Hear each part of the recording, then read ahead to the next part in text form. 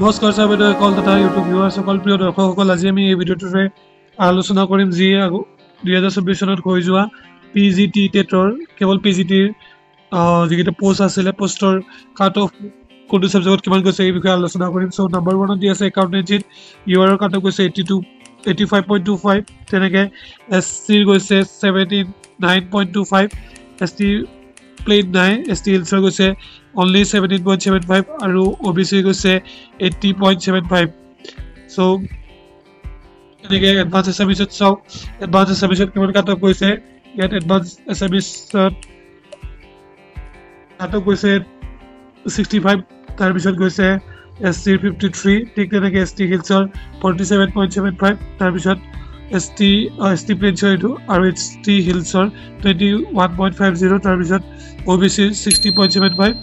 और PW গৈছে 42.50 এনেকে বেঙ্গলি 34.25 ইউআৰ গৈছে আৰু হিন্দী 49 গৈছে কাট অফ ঠিক তেনেকে মই ইয়াতে এটা কাট অফ দি দিছো তোমালোকে চাই লোৱা নিজৰ সাবজেক্ট অনুসৰি 2024 চনত হৈ যোৱা টেটৰ পিজিটি টেটৰ অকল কাট অফটো তোমালোকে চাই লোৱা এটো কাট অফ আগন্তুক যিসকল 2026 বা 27 চনত পিজিটি টেট হলে যিসকলে অৱতীৰ্ণ হ'ব তেখেতসকলৰ বাবে সহায় হ'ব যে 2024 চনত কিমান কাট অফ গৈছিলে এটো যে এই ভিডিওৰ মাধ্যমেৰে দিছো লগতে কেইটামান পিজিটি টেটৰ ভাল খবৰ এই মাধ্যমেৰে মই জনাম কেইটামান ইম্পৰ্টেন্ট ইনফৰমেশন জনোৱা হ'ব এই দেখিছে এডুকেশ্যন আৰ্টছৰ সাবজেক্ট এডুকেশ্যনত কিমান গৈছে জেনাৰেলৰ 80.50 ঠিক আছে পিডব্লিউৰ কিমান গৈছে 70.57 এনে আন ক্যাটাগৰি বিলাকৰ কাট অফ ইয়াত মেনশন আছে ইংলিছৰ দিয়া আছে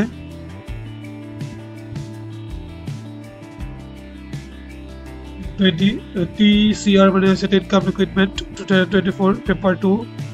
হিন্দী সাবজেক্টৰ সব ওপৰত বলগে ইয়াত হিন্দী সাবজেক্টত যিবিলাক এছএমএছ মিডিয়াম হয় ঠিক আছে 73 গৈছে কাট অফ তাৰ পিছত এছসি গৈছে 54.25 ঠিক তেনেকে ওবিসি এমওবিসি 67.50 গৈছে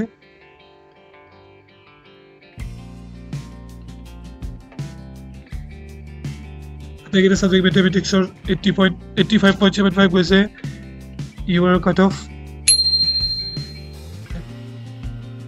মই খবৰ পোৱা 1:2 কৈ মাতিছে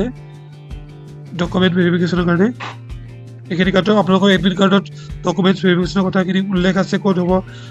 কোনটো জনত আপোনালোকৰ ডকুমেন্ট ভেৰিফিকেশনৰ ভিডিও নিশ্চয় উল্লেখ আছে তো জুলজি যদি তোমালোকৰ কাট অফ চোৱা 84.25 গৈছে পিডব্লিউডি কেন্ডিডেট নাই চাগে সো এনেকৈ আহিছে এতিয়া চাও ইম্পৰ্টেন্ট ইনফৰমেশন কি কৈছে চৰকাৰে ডক্টৰ শিক্ষা বিভাগে আমাৰ শিক্ষামন্ত্ৰী ডাঙৰীয়াই কি কৈছে বিশেষ এটা টুইট তথা ইন্টাৰভিউত মই ভিডিওটো টুকাকাই লিখি দিছো সম্পূৰ্ণ নতুন পদ্ধতিৰে ঘোষণা কৰা হ'ব টেট কাম ৰিক্ৰুটমেন্ট টেষ্ট চূড়ান্ত ফলাফল অৰ্থাৎ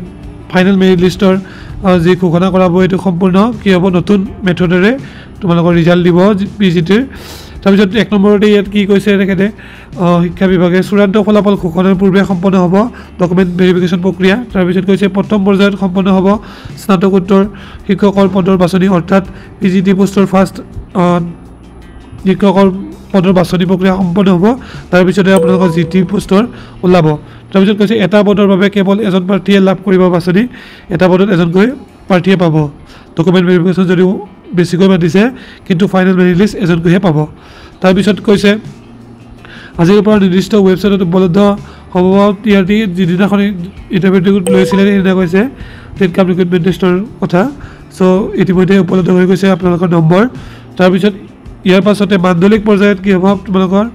সম্পন্ন হ'ব প্ৰাৰ্থীসকলৰ পৰীক্ষণ মাধ্যমিক পৰ্যায়ত তোমালোকৰ হ'ব 6টা মণ্ডল সিলেক্ট কৰি দিছে ডকুমেন্ট ভেৰিফিকেশনৰ ভিতৰত তাৰ ভিতৰত আছে ডিব্ৰুগড় যোৰহাট কাছাৰ জিলাৰ নাম আৰু লগতে নগাঁও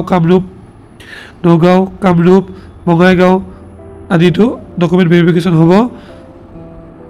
তাৰ পিছত কৈছে যে কেৱল অৰ্হতা সম্পন্ন প্ৰাৰ্থীয়ে সংগ্ৰহ কৰিব পাৰিব প্ৰৱেশ পত্ৰ অৰ্থাৎ এডমিট কাৰ্ড